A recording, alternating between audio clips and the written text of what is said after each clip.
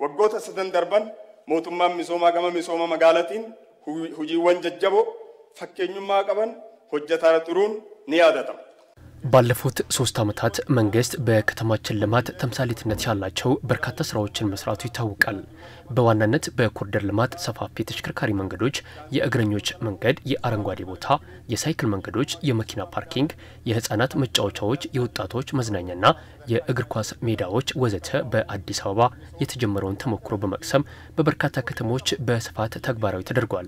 በአጭር ጊዜ ውስጥ እነዚህ ስራዎች መሳካታቸው ብዙ ትምህርት የተወሰደበትና የሚያስገርም ለውጥ የታየበት ነው።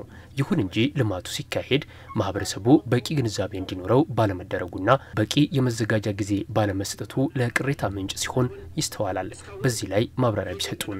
ጠቅላይ ሚኒስትር ዶክተር አብይ አህመድ ከህዝብ ተወካዮች ምክር ቤት አባላት ለቀረቡላቸው ጥያቄዎች በሰጡት ማብራሪያ የኮሪደር ልማቱ የቦታና የጊዜን አስፈላጊነት በሚገባ የተገነዘበ ማህበረሰብ የተፈጠረበት ስለመሆኑ ተናግረዋል። በመላው ኢትዮጵያ የትውልዱን ስነ ልቦና ያከመ ያለ ስራ ስለመሆኑ ነው የጠቀሱት። ይሄ ነገር በስፋት ኢትዮጵያ ውስጥ የትውልድ ስነ ልቦናን ያከመ ያለ ስራ ነው።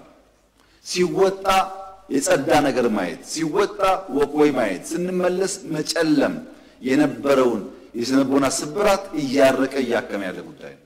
የትም ዓለም ሄደን ስንመለስ የሚጠብቀን ጨለማው አዲስ አበባ ነበር፣ አሁን አይደለም።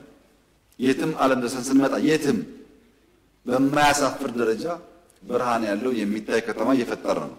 የኮሪደር ልማቱን በአጭር ጊዜ ውስጥ ማሳካት የተረጋገጠ ጉዳይ ነው ያሉት ጠቅላይ ሚኒስትሩ በሁሉም የሀገሪቱ አቅጣጫዎችን በተላለቅ ከተሞች የሚጨበጥ ለውጥ እየተመዘገበበት ስለመሆኑ ነው የተናገሩት። ማንንም ሰው የሚናገረው ጉዳይ ነው።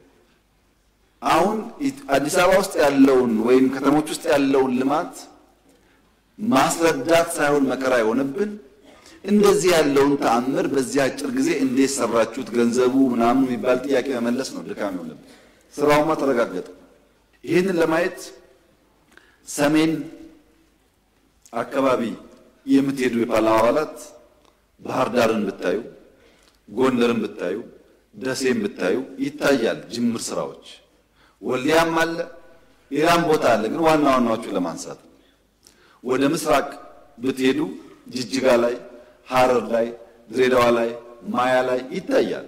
የሐረር ከተማ ከፍተኛ ቱሪስት የመሳብ አቅም አላት። የሐረር ህዝብ የምታውቁት ነው። አሁን የተጀመረው የኮሪደር ልማት በርካቶችን ወደዛ እየወሰደ ነው ያለው። የሚቀር ስራ አለ። በቂ ሆቴሎች የሉም፣ እንሰራለን። ነገር ግን በነበረው የተጀመረው የኮሪደር ስራ በርካቶች እየጎረፉ ይገኛሉ። ወደ ደቡብ ቢኬድ ሐዋሳ ላይ፣ አርባ ምንጭ ላይ፣ ሆሳና ላይ፣ ሮቤ ላይ የተጀመሩ ስራዎች፣ ሌሎች ከተሞች ብዙ ይኖራሉ።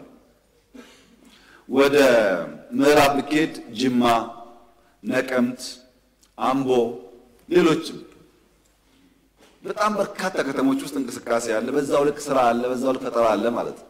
የኮሪደር ልማቱ በሁሉም አካባቢ ከፍተኛ የፈጠራ አቅም የተፈጠረበትና የኑሮ ዘይቤ ለውጥ እያመጣ ስለመሆኑ አብራርተዋል። ማንኛውም ልማት በተደጋጋሚ እንዳነሳሁት ክሬቲቭ ዲስትራክሽን ያስከትላል። ክሬቲቪቲ ዲስትራክሽን አለው።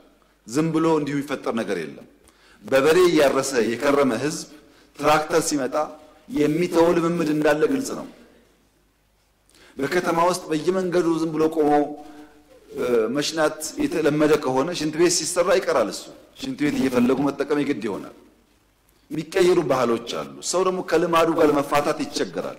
የለመደውን ነገር ለመተው ይቸገራል። ነገር ግን ኮሪደር በጣም ከፍተኛ የፈጠራ አቅም እና የኑሮ ዘዬ ለውጥ እያመጣ ነው። እንደኔ ማየት እድል ካላችሁ አላቅም። በየቦታው ሲሄድ የኢትዮጵያ ወጣቶች ምን ያክል ነገር እየፈጠሩ እንዳሉ ሳይ በጣም ደነቃለሁ። በአዲስ አበባ ከተማ ከ1000 በላይ ትናንሽ ስታዲየሞች ገንብተናል ያሉት ጠቅላይ ሚኒስትሩ በዚህም ወጣቶቻችንን ከጫት ቤትና ከድራፍት ቤት ተሻምተን እያወጣን ወደ ሜዳ እያስገባን ነው ብለዋል። የኮሪደር ልማቱ ማህበረሰብ እየገነባ መሆኑን ጠቅሰው በሚቀጥሉት 10 ዓመታትም በተፈጠረው ምቹ ሁኔታ ወጣቶቻችን እየተቀረጹበት ያለው መንገድ የኢትዮጵያን ጠንካራ ብሔራዊ የእግር ኳስ ቡድን መፍጠር ያስችላል ሲሉ ተናግረዋል። መላው የኢትዮጵያ ሕዝብ ከሞላ ጎደል ወንዶች ሴቶች ብዙ አይመለከትም። የአፍሪካ ዋንጫ የዓለም ዋንጫ ባየ ቁጥር የማይቀና የማይንጨረጨር ሰው የለም። ኳስ ላይ ቀረም ብሎ አዲስ አበባ ውስጥ ከ1000 በላይ ነው ሚኒ ስታዲየም የገነባ ነው። ከ1000 በላይ ምን ማለት ነው ይሄ? ወጣቶችን ከጫት ላይ ተሻምተን አውጥተን ኳስ ሜዳ እያስገባናቸው ነው። ከሺሻ ላይ ተሻምተን አውጥተን ኳስ ሜዳ ያስገባናቸው ነው።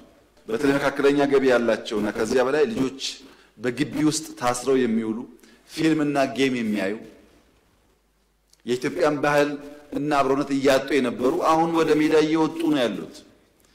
ዝም ብሎ ኮሪደር ሲባል የሚታይ ነገር ብቻ አይደለም፣ ማህበረሰብ የሚሰራ ጉዳይ ነው።